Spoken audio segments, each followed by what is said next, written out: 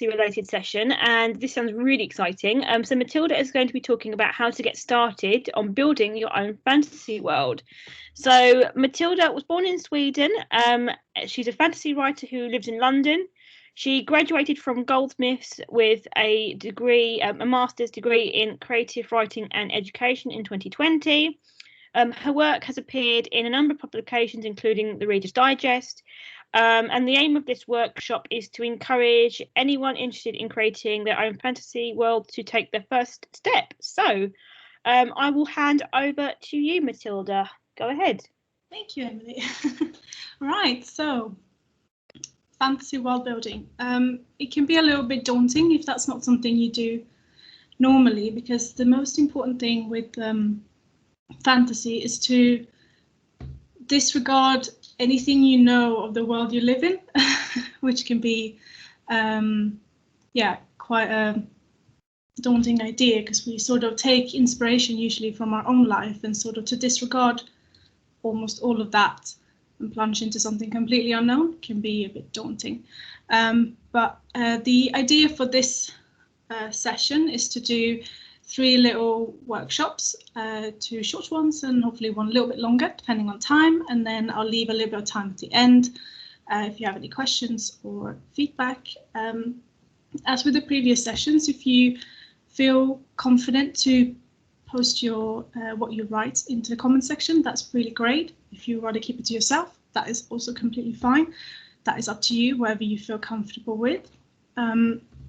So when you think about creating your fantasy world, you can go at it in different ways. So some people would do it to start sort of macro level, which is creating the map and the entire universe of the world that you're creating, and then sort of breaking it down into the day-to-day life.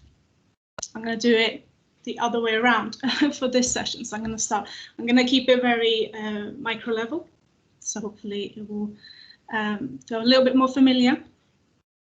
And sort of just the idea is with this workshop is to start asking those questions. Why is this like this? What happens if you live in a place where the sun doesn't shine? Or, sort of to ask those questions throughout. But we're going to start by creating a little tool, which will be your character. So I'm going to give you 3 minutes, so not long time at all, and I want you to create a character who's going to inhabit this world of yours. And I want to know sort of who they are, so name, age, anything you think is really important. I want to know what they do for a living, if they have a job. Do they have an occupation, or are they in middle school, or are they a ghost? Do they have an occupation? Why do they have an occupation or not? And if they don't have an occupation, maybe they have a hobby. What would be their main hobby? And then 2 really important ones. I'm going to pop all of these in the comment section, so don't worry if you don't have time to write all of these down. What would be their dreams, ambitions, and goals? So what's their main goal in life? And why haven't they achieved that yet? What stands in their way from achieving this goal of theirs? And to put it a little bit of a spin, to sort of push you into that fantasy element, I want you to give them an attribute that does not exist in our world. Okay, it can be their occupation. They have a job that doesn't exist in our world, Ghostbuster style. It can be a physical one. It could be humans with wings, or something else, or something really simple like a piece of clothing, or anything else really. You can experiment. So I'm going to start with that straight away. I'm going to let us get right into it, and I will pop this in the comment section. So I'll give you to 53 to start writing things down, and off you go.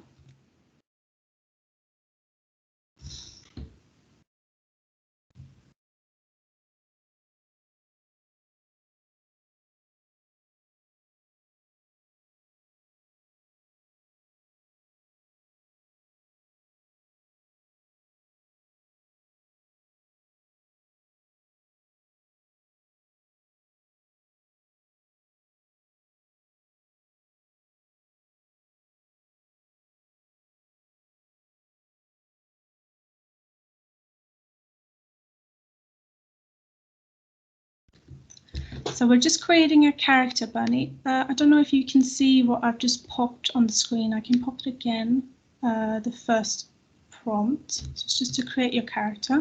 And I've done a few questions. I'll do it again, see if you can see that. Sort of answer those questions about your character. And the most important one would be to give them an attribute that doesn't exist in our world, to sort of push yourself to think of a different type of character than maybe you would normally create. Hope that helps.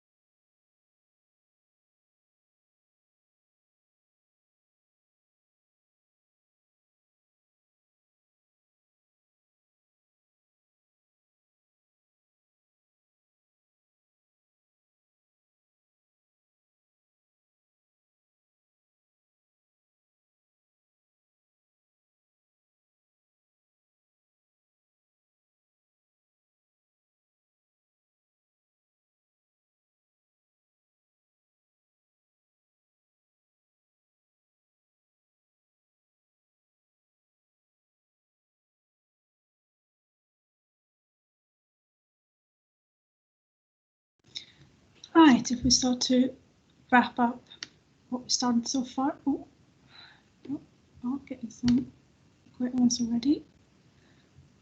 Brunhilde the mouse, love that. Straight off the bat, something completely different. Got a mouse going, that's great. Jinx, he has a memory span of 2 days, amazing. You can do so much like that. Starts to build so many questions straight away. How do they go about their daily life? How does that affect them? That's really good. Amazing. Okay, so you have your character now, who's sort of going to help you introduce you to the world. And this is all the work that you would be doing before sort of writing your story. So we're just brainstorming here and sort of to get yourself prompted to ask those questions and building a sense of what this world might be like. Because there's a lot of questions to ask yourself, and as the author you would kind of need to know your world as if you live in it, so to speak. You need to be able to know all the daily nitty bits, like how do they get food, how do they get to work, is there commuting, is there not commuting? That would be brilliant, wouldn't it? Do everybody work from home because there's a pandemic outside? Well, that would be so there's, you know, all these questions that should hopefully start to spin in your mind as you're creating this character, and where they are. And so for the next exercise, I'm going to dip straight into the next exercise, which would be to describe your character's home. Again, I'm going to give you 3 minutes. So where do they live? Show us around their home. If they have a home, they might not have a home. And if so, where are they? And really important for this one, use all the senses when you're describing this. So vision, touch, smell, taste, really important one, and sound. You can also think about sort of what's the climate like where they live, what season are they in? Are there seasons? And does your character like where they live? Do they enjoy the environment they're in at the moment? And again, if you can push yourself, and if you might not have done it for your first exercise, if you can incorporate something into the home that does not exist in this world, in our world, that would be really great. So I will pop these 7 feet, amazing stuff. So I'm going to pop the next one in there. I'm going to give another 3 minutes to tell me about where does your character live. Show us around the home. So I'll give you 3 minutes. So until 59, we'll do this one.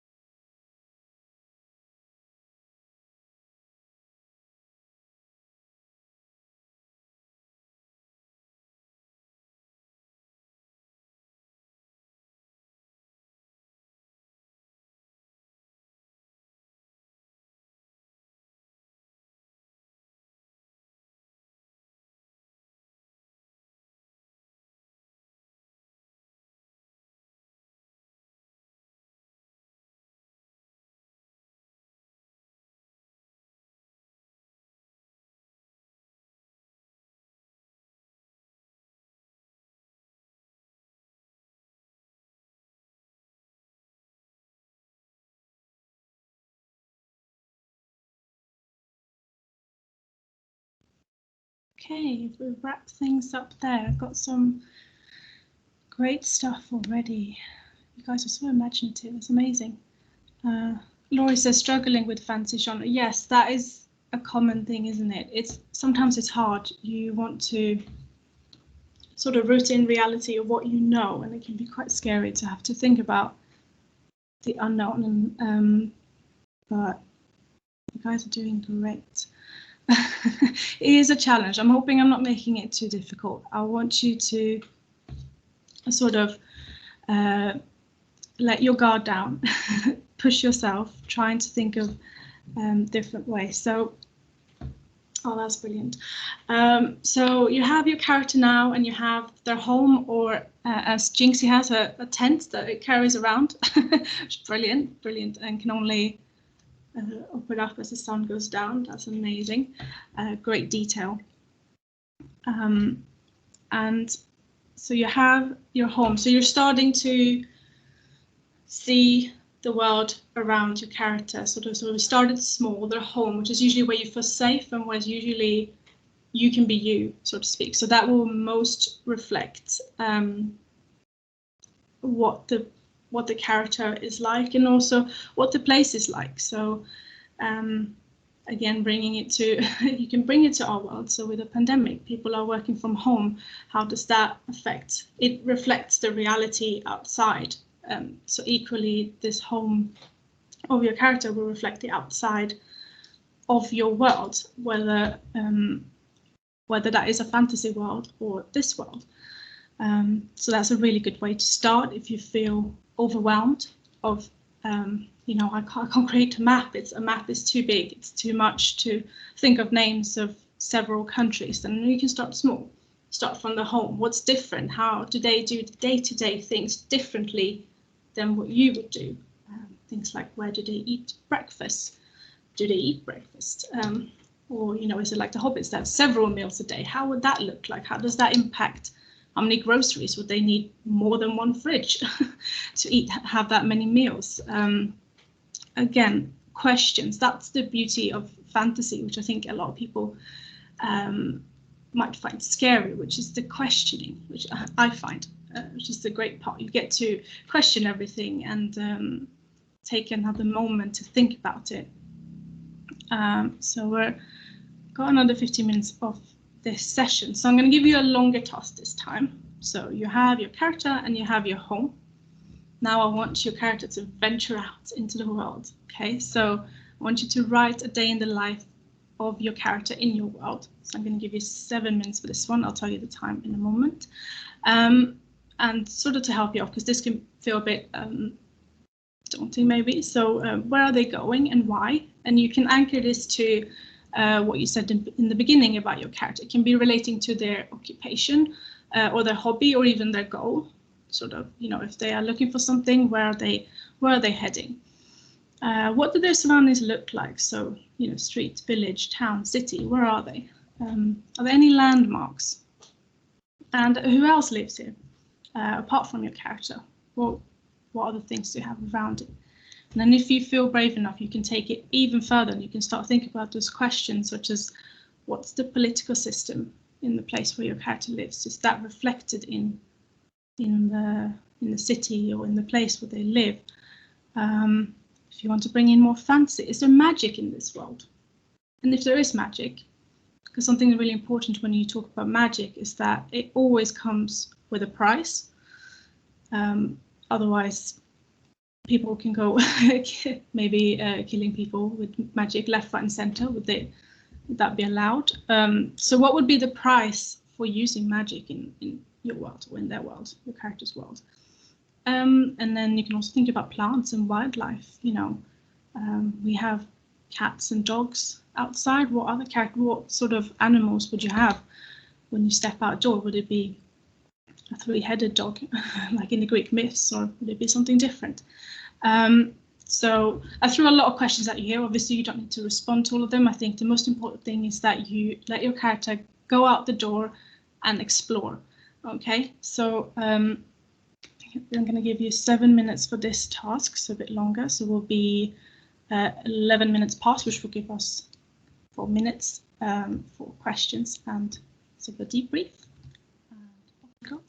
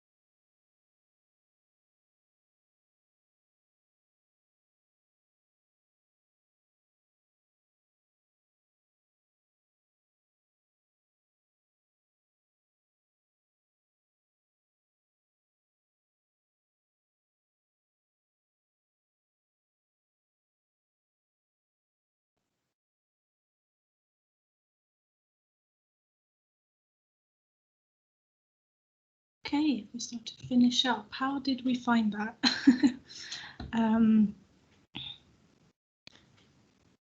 Yes, right, so we have a few more minutes left. So if you want to, if you have any questions, or if you want to share your stories, some great ones. I love it. There's information in the air. That's brilliant. That's a brilliant one, Bunny. I love that. That's great.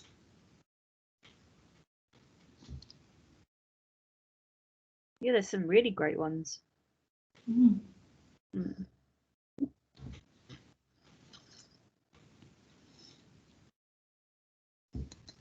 I'm looking at the chat. So if anyone has any questions for Matilda, just pop them in the chat and I will read them out.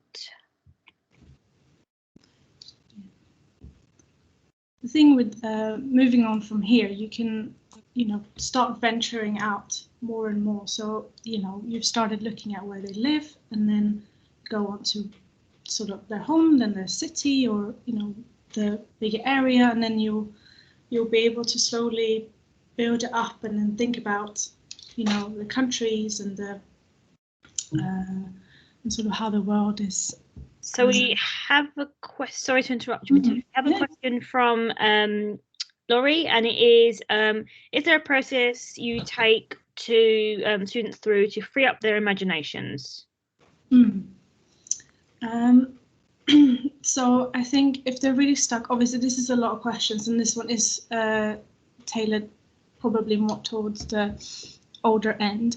So if you want to sort of bring it down, I think drawing is a amazing way of doing it. So you can do something like a job advert for the particular occupation, monster hunter. And then, okay, what would we need to be a monster hunter? What sort of person would that need to be? What sort of monsters would they hunt? So already there, you're starting to think about the world around them. So you can take it down into very small bits and focus on one thing. Obviously, this was very general, sort of for all of you, so you could sort of focus on what you want. But if you don't want to go that broad, you can pinpoint something and focus on a very small detail, like a job or a place or a character, and do it that way. And then they can share, sort of, because they obviously have different views maybe on what a monster hunter would be like, for instance. So you can do it that way. Next question is from Bernie, and Bernie asks, do you have any resources that might help me engage with fantasy writing, because they tend to write stuff that's based more in the real world? So I, in the article that I wrote for this Inspire, I do have these sort of questions, and I talk a bit about it in my article. But it's definitely something I want to create more. I don't have that many resources at the moment, but I'd love to, to do more and to to do more in the different ages. But I think a way of doing it is to do maybe a prompt, and it can be a more focused prompt. So, and it's those questions about why, sort of, or how, the what if, basically. What if everyone could teleport? How would the world look like? And you can post that question to the students, and then you can have a discussion about that. Sorry, I know we're strapped for time. So you can think about what would happen to planes, trains, going to work, exercise, and then so you can have that discussion, and then you can build smaller exercises, writing exercises around that. So that would be my immediate suggestion. Right. Okay, so we are at 11:15 now. That was really interesting, Matilda. Actually, I've got some ideas from that as well. So thank you so much for that. That was amazing. So now, after this, from 11:15 till 11:30, there will be a break, and then after that, Gabe, I can't pronounce the name. Is it Torreno? Sorry if I've pronounced your name wrong. I'm terribly sorry. We'll be hosting a session on called Forbidden. So that will be from 11:30. So yeah, so that's everything I think that I need to say, isn't it, Francis? That's great. Thank you so much for hosting, Emily and Matilda. Brilliant work, and it's so important. I would urge everyone to read your very important article in Inspire on the importance of fantasy, and I think you really uncovered in your research on the course, didn't you, just how little has been written about fantasy. And I think you're probably one of the first sort of what we call autoethnography on the writing of fantasy. So, you know, you're really spearheading this research, aren't you, in this important area, because, you know, it's so important, isn't it, this fantasy writing for so many people, particularly I think perhaps even more in the pandemic. So really fantastic. And I'll see you, Emily, at 11:30. Is that okay? Sorry, Matilda, my mind's going blank. At 11:30. Okay. Yeah. Okay. Bye. Bye. Bye.